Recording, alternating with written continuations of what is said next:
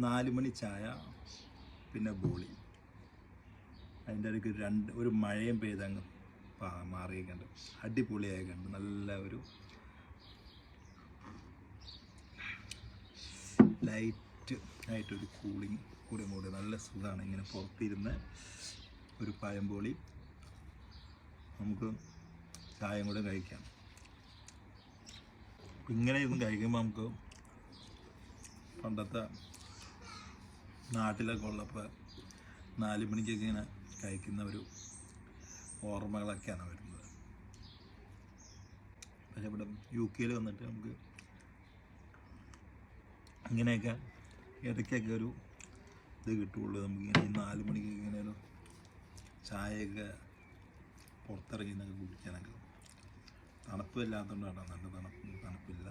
അപ്പോൾ ഞാൻ അതിൻ്റെ ഇടയ്ക്ക് ഉച്ചയ്ക്കൊക്കെ ഒരു ചൂടായിരുന്നു.